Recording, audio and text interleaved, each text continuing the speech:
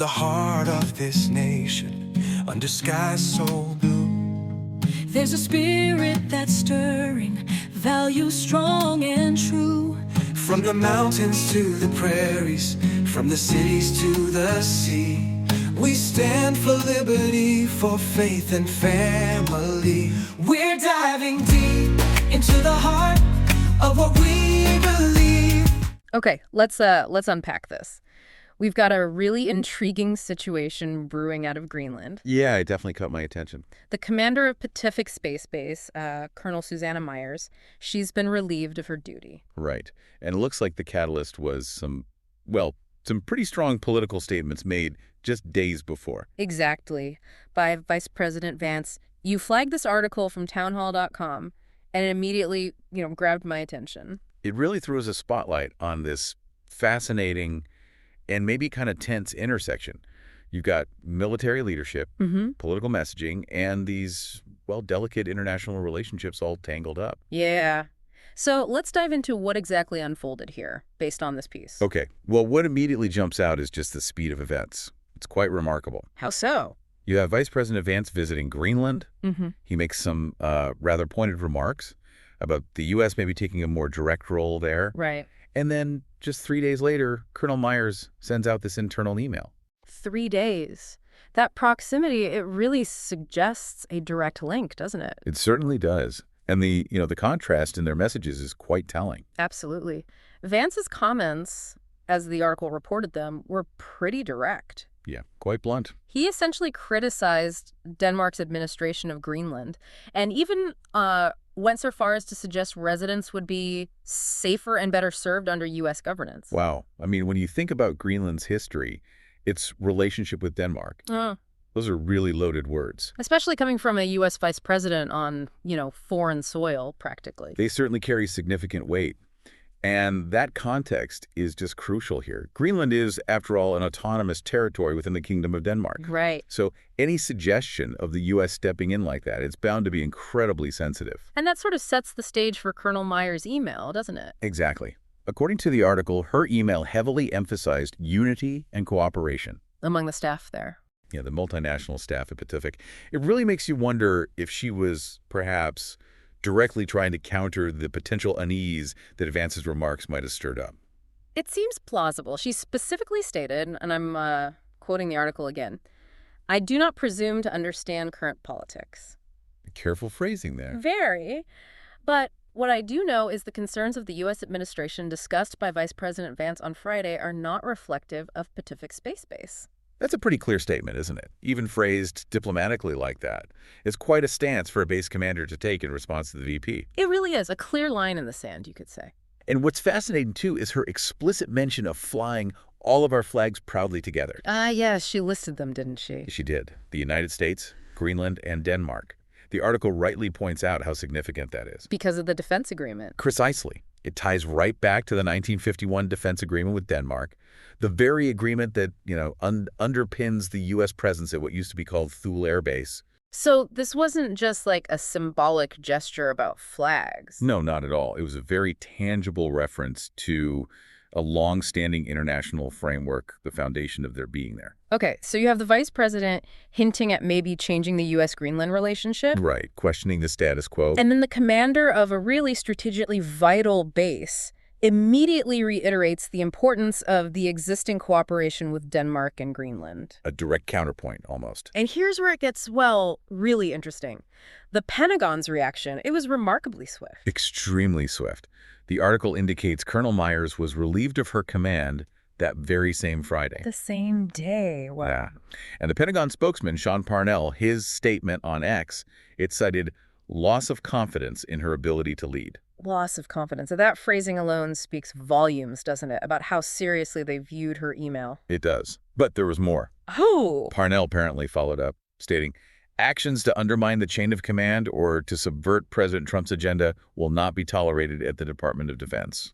Okay, so that frames it much more directly, not just a policy disagreement, but as a direct challenge, a challenge to military authority and explicitly to the administration's agenda. It suggests a really clear expectation of, alignment, Alignment with the political leadership's stated goals, even down at the base command level. Precisely. There seems to be little room for perceived deviation, especially on sensitive topics. And they appointed Colonel Sean Lee immediately as the new commander. Yes, the article mentions that.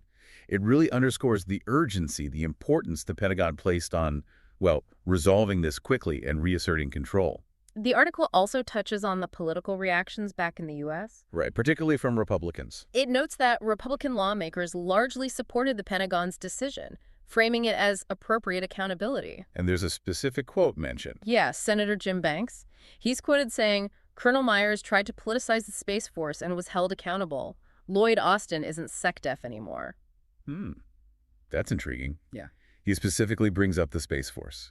Right, even though Colonel Myers' email, at least as it's reported here, didn't seem to explicitly get into Space Force policy or anything like that. No, it seemed focused on the local base cooperation and the relationship with Denmark and Greenland. So it feels like her actions were immediately interpreted through maybe a broader partisan lens. That's a key point, I think. It really highlights how even these seemingly localized actions, within a specific military-based context, can be instantly drawn into wider national political fights and narratives. So Senator Banks' comment suggests that any perceived stepping out of line with the administration's stance, even if it's framed around international cooperation at her base. It can be seen, or at least portrayed, as political dissent within the military itself. Okay, so let's try and piece this together then. We've got a scenario where a high-ranking military officer, Colonel Myers, emphasizes these established international partnerships. And the importance of her multinational team. Right after the U.S. Vice President publicly questions the very basis of one of those key partnerships, the one with Denmark over Greenland. And the consequence is immediate.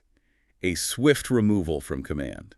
Framed by the Pentagon as necessary action, necessary to maintain military discipline, and crucially, support the president's agenda. It definitely raises some fundamental questions, doesn't it? About what's expected of military leaders when political statements clash with their operational realities. Especially in these really strategically sensitive locations that involve allies. Yeah. Colonel Myers' communication, even though it was internal, clearly touched on the U.S. relationship with both Greenland and Denmark. It underscores that incredibly delicate balance commanders have to strike. Executing their duties, keeping international cooperation going. While also navigating these potentially shifting and sometimes contradictory political winds from Washington. And we shouldn't overlook the potential fallout for U.S.-Denmark relations either. Absolutely not.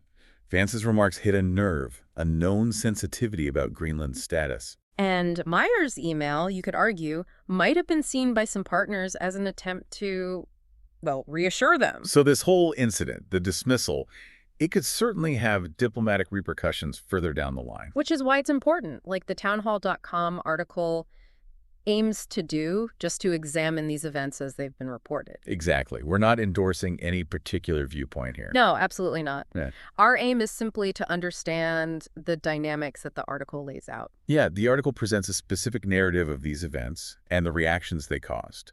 Our role here is just to analyze that narrative and think about the different layers of implications it reveals. Okay, so just to quickly summarize the sequence as we understand it from the source.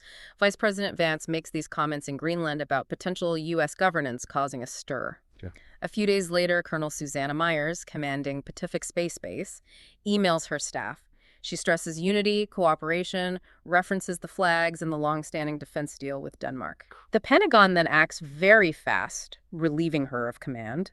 They cite a loss of confidence, undermining the chain of command, and crucially, subverting the president's agenda.